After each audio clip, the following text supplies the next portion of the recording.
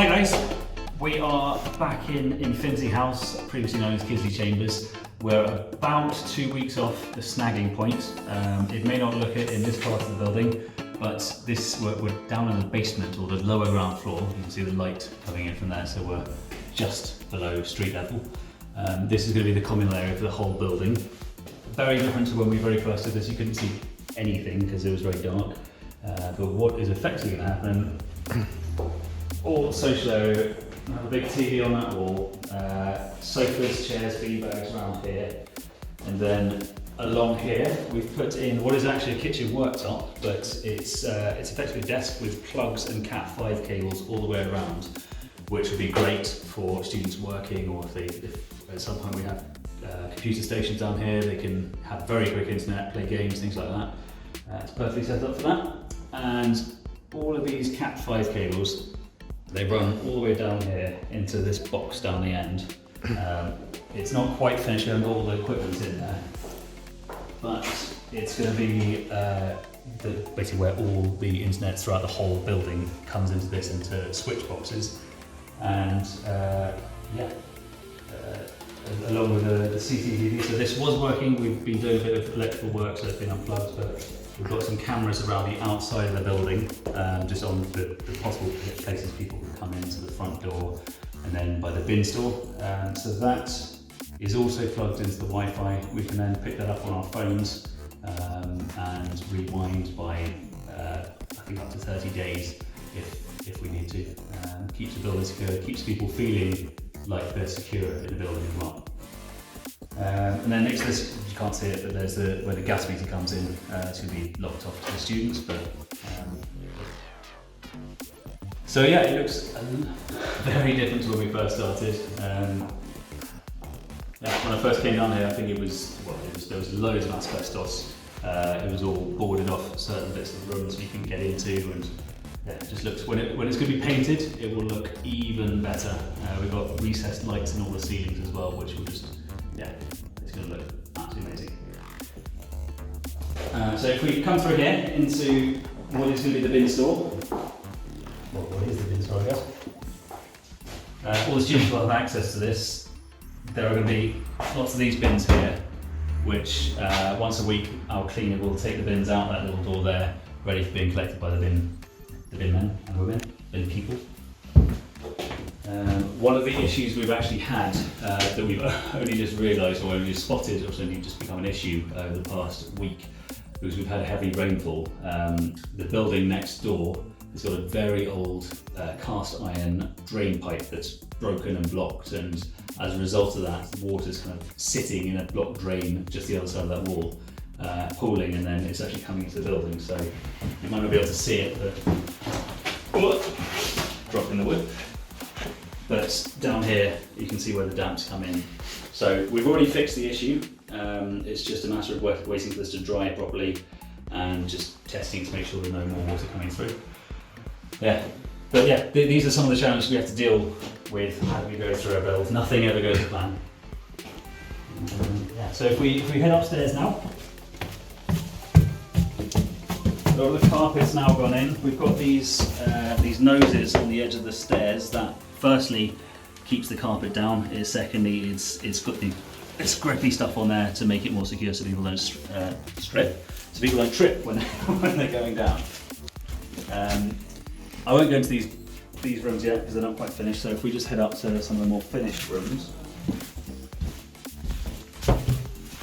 So the front door as well, looks lovely from the outside.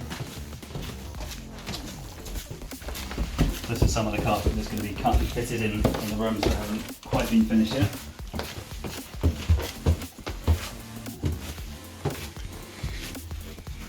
So this is ready. This is the first floor kitchen that's ready for appliances. In the communal areas and the kitchens, we've got these sensors up here which they detect movement and switch the lights on.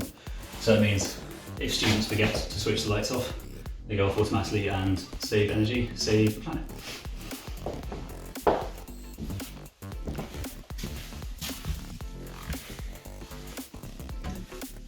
This is one of the smaller bedrooms. Carpet's now gone down. all the painting work's been done. We're just waiting for the blinds to come in. We've actually gone with vertical blinds. They're nice colours. They are blackout blinds as well. They're very easy to replace, easy and cheap to replace if one of them gets pulled off or something snaps. It's very cheap to just get a new one and put it back into the mechanism. So, yeah. There's no power down here at the moment, so won't be able to see in there.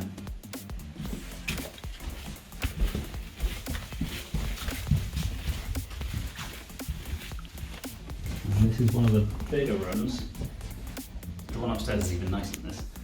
But yeah, very big, enough for a nice sized bed, lots of storage in the corner there. We've got plugs at a good height for being next to a bedside table. USB as well, so you can technically have 2 plugs in there, and also your phone or your headphones plugged in via USB charging up at night. Have a look in the bathroom there. This is pretty much finished, just needs a bit of a clean and a tiny bit of painting left to do in there as well. But again, very good size showers. One of the things that we picked up in some of the past projects, I think it was one of the first projects we did, instead of having these doors, we had shower curtains, which, yeah, not great. A lot of the time, the students would they'd leave the curtain outside of the shower tray, so showering, it literally funnels water out of the shower onto the floor, and then that just finds its way and destroys everything beneath it. So these are a lot better. Yeah. So if we make our way up to the top floor, most of the, well, I think all the rooms on this floor are at the stage where last bits of painting are being done. The furniture has been ordered, some of it's custom built, a lot of it's custom built, and it's just waiting for the snagging, so for everything to finish, all the building work to be finished, and the snagging to be done, which basically snagging is when a build's done, we go around and we'll say, oh, that bit's missing a bit of paint, the skirting board isn't quite lining up, just things like the small bits which may have been missed by the builders. Yeah, so once that's all done, we'll then get the furniture in, because if things need to be painted, for example, we don't want the builders dropping paint on our beautiful new furniture. Or, as happened the other day, they spilled a nice big bucket of dark grey paint all over our brand new carpet. No protection down or anything.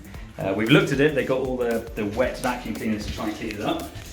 You can't really tell it happened, but yeah, unexpected. This is the top floor kitchen, bit bigger this time because we don't have another staircase going up to the floor above. This is the top floor. So again, this is just waiting for some of the appliances. We're going to have washing machine and tumble dryers down here, or down there, sorry.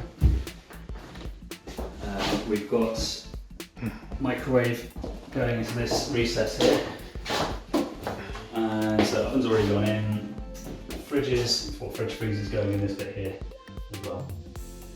So it's looking very nice. Again, automatic movement sensor lights as well, which will save us on electricity. So as landlords, we're paying for the electricity. We're not individually billing the students. I mean, in a way they'll be indirectly paying for it through their rent. But we're in charge of it. So wherever we can make cost savings, where we can reduce the power consumption, we'll do that. So with automatic sensors, we've also got a special heating system in here, which again works on movement, and it's all Wi-Fi connected. So there'll be sensors in all the rooms. If it detects that, for example, a window's been opened, then it will switch the radiator off. It's got an automatic valve.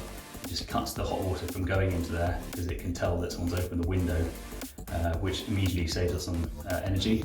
You can also program it so you can make sure that it will be off or very low setting in the middle of the night when it's better for sleep, actually, to sleep with 19 degrees and below. Yeah, it also saves us quite a bit of money. And saves the planet as well. This is one of my favourite ones. Again, not yet furnished, but it's the view, the beautiful view of Stoke-on-Trent. It's one of the bigger rooms. I've shown this in previous videos, but if you can see there's a red rectangle on the side of the building there. That is where the people in this building will go to study. It's about 8 minutes walk to the university from here. So really good. This is, yeah, it's one of my favourite rooms because of the lovely big windows and the lovely views over there. Yeah, again, they're a beautiful ensuite. Same as the other one below. But what I'm going to do now is take you to the pièce de résistance, to the stage rooms. The rooms that we've, well, I say we, Steve White has helped us a huge amount with the functionality and the design of this building. Little things down to the exact location and the exact height of the sockets, exactly what furniture we need in each room, because some of these are quite small. We need to think very carefully about what furniture goes in there. So with Steve's help and the many hours he's put into getting this building in a beautiful state, we staged a couple of rooms using some of the furniture that will be in the rest of it. And it's used firstly for photographs for marketing. So it replaces the 3D renderings we got. And it's for when students want to come and look around, they can actually get a good sense of the building. So this is the smaller of the two that have been staged. So it gives you a really good sense. Very good sized bed, fantastic sized desk. What a lot of the student properties, especially the terraced houses, do is they have quite small, fairly rickety desks. This is a solid one. We've got 4 plug sockets down here, so more than you possibly need. If they want to, they can put a 4-way gang in one of those as well. We've got the ensuite through here. So this is a corner shower, so slightly different to the one we showed you already. And we have a bench eye ducking down. No, I didn't see him. He's there. And finally, through into what we call the penthouse suite.